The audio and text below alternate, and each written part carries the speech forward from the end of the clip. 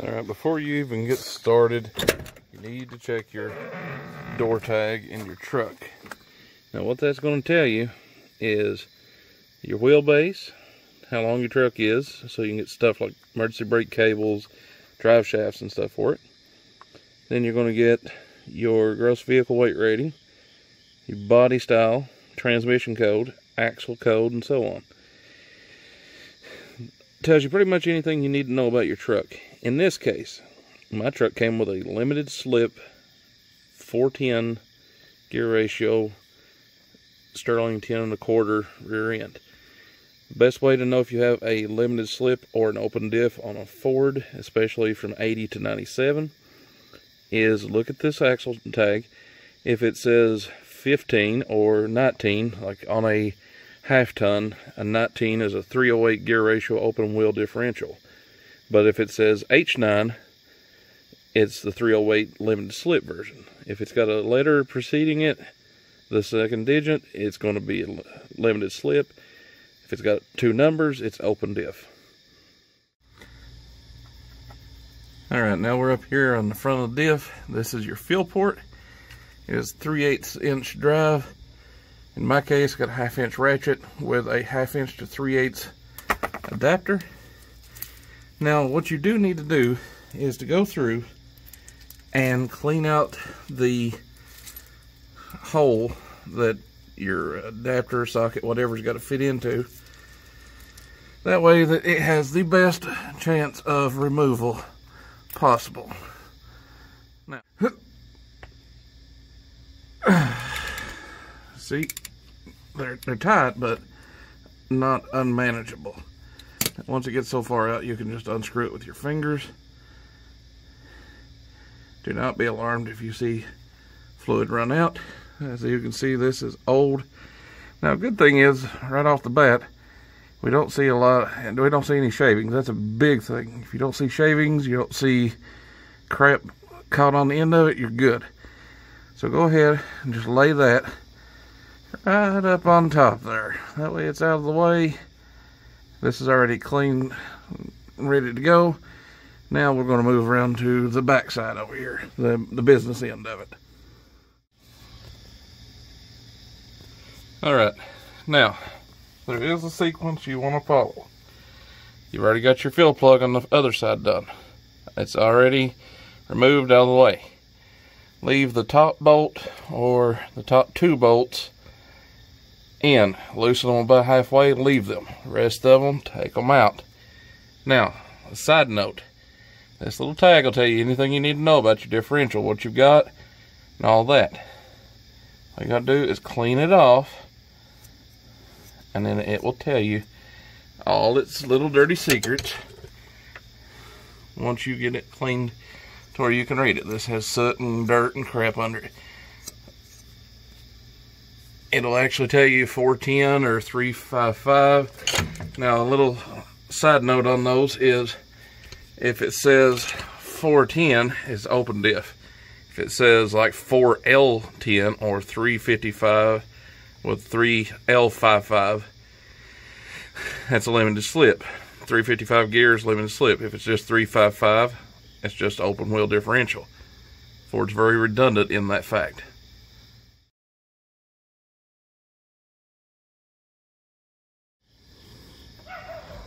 Alright, well, as you can see, it's already starting to drip.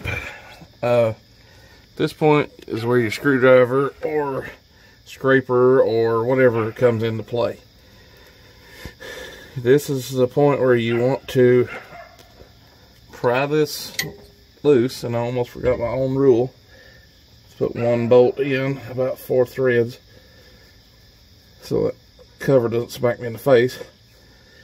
Now, come down so far on the side and start prying and pulling it apart. Just like that. Differential fluid don't look terrible, to be honest. I've seen a lot worse. You pull it and just let it seep and do its own little thing right here. We don't want it to go too fast. We want to let it just seep out at the bottom. That's all we're going to do. Just let it Just let it do its thing into this pan. I've seen a lot worse fluid though. Definitely not going to complain. Now, this is a point where you will definitely want to put about 4 ounces of differential fluid friction modifier in this. I did not pick it up because I couldn't remember if it was limited slip or open wheel differential. With the mileage on this truck, I really don't think it means a damn way one way or another. Now, I can always pop that drain plug and put it in later, so not a big thing.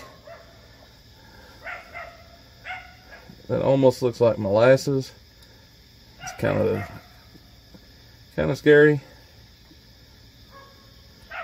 and that jug's getting full really quick.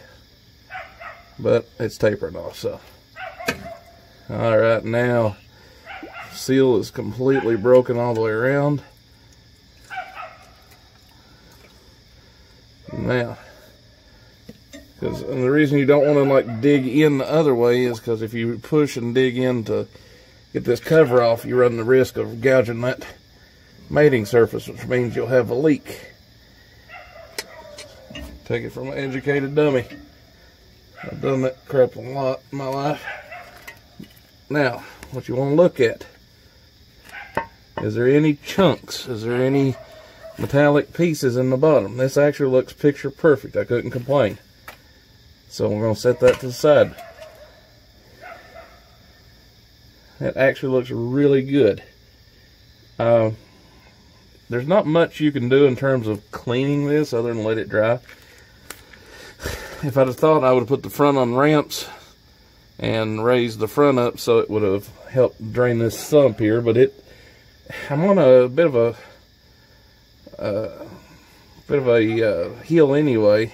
It's probably about a 2-3% grade tops, and given the length of the truck, it actually put some leverage on this and pretty close to making it drain every little drop. Now, this is not exact science, it's not rocket science. What we're doing is the majority. This right here has to go. You can see it on there. So I'll get me a paper towel. All that grit has to go from where it fell. So this is where we bust out the paper towels and the ether. This is the point where you're going to need the ether. And just go through and just clean it out. It's a really good cleaning agent. Gets all the crap out. You'll need a lot of paper towels, probably about a roll and a half. So go ahead and clean. See all that black crap coming out? It's clutch material. So I said it really don't matter one way or another for me whether I put that differential fluid friction modifier in. Make sure this is good and clean and dry, no grit. Do a final cleaning on your tailgate, make sure there's no grit. Do it somewhere you don't give a shit about, like your mother-in-law's driveway. As far as that goes, then we'll move on to putting the gasket maker on. Alright, 2 things I want to make a point of. As this differential cover sat on the truck, it sat in this orientation, with the bulge on the left side, meaning this area right here was actually sitting at the main top of the case, and it also means there was moisture present, because the rest of it it's a stamped steel case. The rest of it is rust free except for this little spot. The truly anal person out there would go ahead and either sandblast or either replace sandblast or wire wheel it. Me, I don't care, because that oil is going to splash up there and keep it from rusting further. And the biggest thing is it doesn't actually interfere with the mating surface. So for me, not a big deal. You're going to need a gasket scraper or a sharp razor blade. Don't dig, just scrape as you go around. Clean that all up really good. A wire brush on a drill works wonders. This is a point where you need to take some paper towels or whatever. Paper towel's cheapest you can throw away. And then reach in there and get all that excess fluid out of that sump that you can. It ain't gonna be pretty. In all honesty, gonna be nasty as hell. But that gets the absolute most out of this. Like I said, it ain't pretty, but there's a lip right down in there that you gotta clean out. And then from there, we'll spray some ether around the mating surfaces and we'll bolt it back together. So this is where you're gonna have to have some good dexterity and finger strength. You need to go around the entirety of your differential with a good solid seal,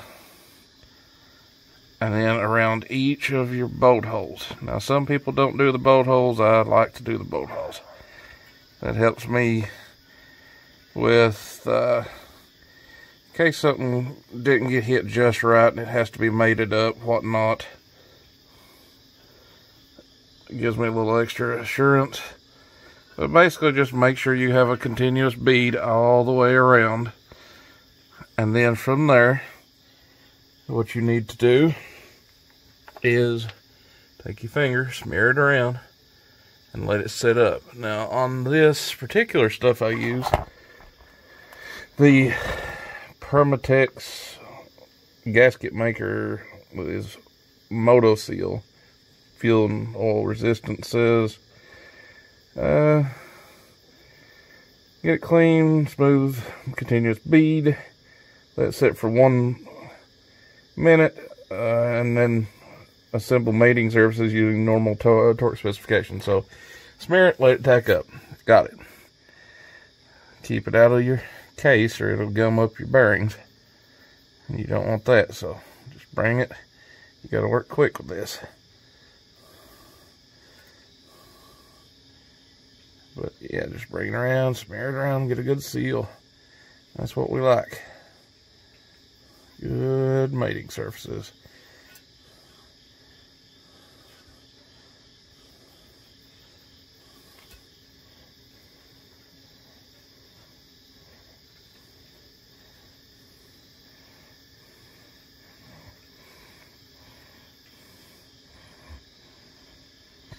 Now when you do put this together, it is going to have a certain amount of squish that's going to happen on the inside of it. You can't avoid that. That's just the way it is. Just try not to get heavy on that inside lip like I seem to be doing here. Try to scoop it back out with your finger, smear it back around. That way that you got ample coverage all the way around.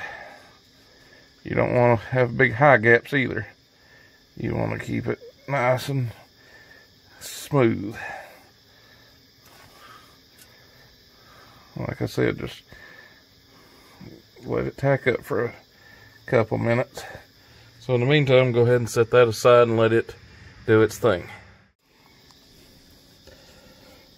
Now, I did skip one part, and that was cleaning the housing mating surface and stuff, but it's just like the case. Make sure there's no grit, make sure there's no old material around there. Clean it really good with ether or brake clean, wipe it down with paper towels. You should be good. Now, fit it on there gently. Try to pre-mate the bolt holes up so you can not have to slide it around so much. Put a bolt in opposing holes, that way it kind of holds it there. Then finish putting your bolts in, but make sure you clean them. All that old gasket material and stuff is a biatch to get out. So a wire brush, bench grinder with a wire wheel, anything really. You just want clean threads to run your bolts back into. It wouldn't even hurt to take an iron chuck and blow each hole out. If you do, make sure that you wear eye protection, because you don't want a piece of crud to hit you in the eye and put you in the hospital or lose an eye. But other than that, just go and around and torque each one in opposing corners, like this one to that one, up here, down here, you know, basically like you would do a semi or car wheel or whatever. You don't go in the circle, you go in opposing corners until you're done. And you want to actually do that down to 22 pound-feet of torque according to the specs. So here comes the most favorite part of anybody that's ever done differential fluid service, and that is putting the new fluid in. Because for whatever reason, they couldn't. I guess it makes sense when you think of it in terms of the fill port is your visual aid to stop, but why couldn't they have notched this lip or moved it further up here? I don't know. Just makes no sense to have it there, other than I guess it's a stronger spot, I don't know. But at any point, that's where you have to put your fluid in, which brings us to our next point, and that is, well, how the hell do you get it in there? Best way I've found so far is just squirt it in. Slowly. Very slowly. Otherwise it'll drip out just what's happening. So we'll finish this up. Back to step one. Your fill plug. Now this one doesn't have any shavings or residue on it, so what we're going to do is take some ether. Clean around it real good. Spray that. And you can see where the differential is leaking a little bit from where I filled it to the fill port. And now all we're going to do is carefully thread this back in. Once it gets in where it'll spin, just lock it back in. Grab your handy dandy ratchet with an extension. Remember, it's 3/8 drive. And then you just start locking it back in where it goes.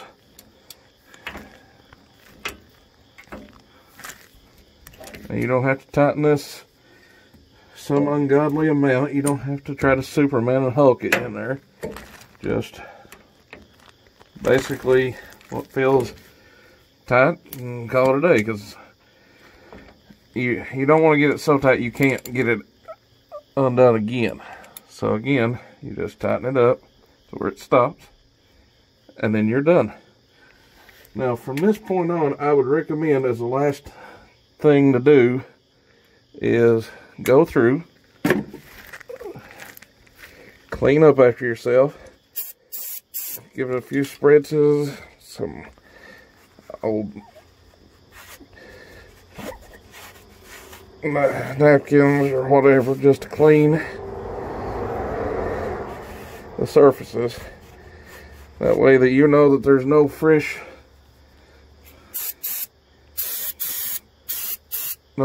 grease and stuff coming out. Now, another reason I like ether and brake clean so much is as it goes, within a couple moments, even if you don't touch it, it will self-dry. And that's really good for gasket material and stuff, because as it dries, it leaves the material ripe for you to put in new gasket material or whatever you're doing. And it's a degreaser, so it gets all the grease and oil and stuff away. Now, something I've noticed is there's no leak here, and at the main bottom of this, there's no leak coming down. If it was leaking, you'd know it, because it would come out. My best advice is clean the other side, and then give it 24 hours. Like, this is my last thing before I go to bed. So this means that this truck ain't going to be moved for another 8 to 10 hours, which means that will fully cure. Now, some people like to let it cure on out before they put everything back in. That's up to you. I just like to do it and go on, get it over with, and be done with it.